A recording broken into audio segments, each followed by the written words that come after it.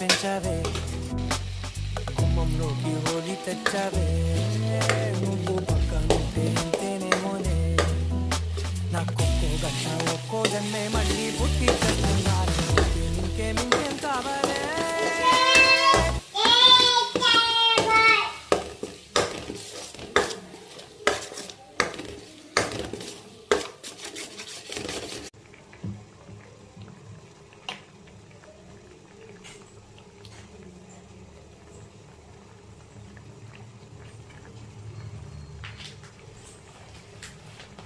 Hi friends, எல்லாருக்கும் வணக்கம்.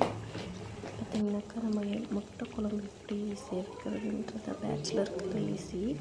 இது பார்த்திங்கனாக்கா ஃபஸ்ட்டு வெங்காயம் பூண்டு குறுக்குறுன்னு அரைச்சிட்டு எண்ணெய் கடுகு வெங்காயம் நல்லா வதக்கிட்டு தக்காளியை பேஸ்ட்டாக அரைச்சி ஊற்றி அதையும் நல்லா எண்ணெய் பிரிஞ்சு வர அளவுக்கு வதக்கிட்டு நான் ஒரு ஸ்பூன் குழம்பு மிளகாத்தூளும் ஒரு ஸ்பூன் வெறும் மிளகாத்தூளும் போட்டிருக்கேன்.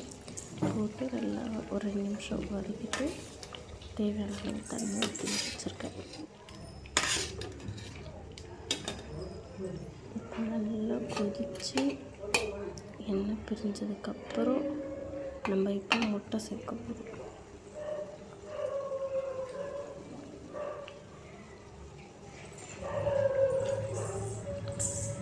இப்போ நல்லா கொதிச்சிச்சு, நம்ம இப்போ முட்டையை உள்ளே சேர்த்துக்கலாம். சேர்த்துட்டு நல்லா ஒரு 5 to 6 நிமிஷம் நல்லா கொதிச்சதுக்கப்புறம் திக்காக கொஞ்சம் வரும்.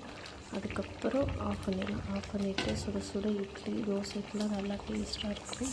இதை நீங்களும் உங்கள் வீட்டில் செஞ்சு பார்த்துட்டு லைக் பண்ணுங்கள், கமெண்ட் பண்ணுங்கள், மறக்காமல் சப்ஸ்கிரைப் பண்ணுங்கள். நம்ம அடுத்த வீடியோவில் பார்க்கலாம்.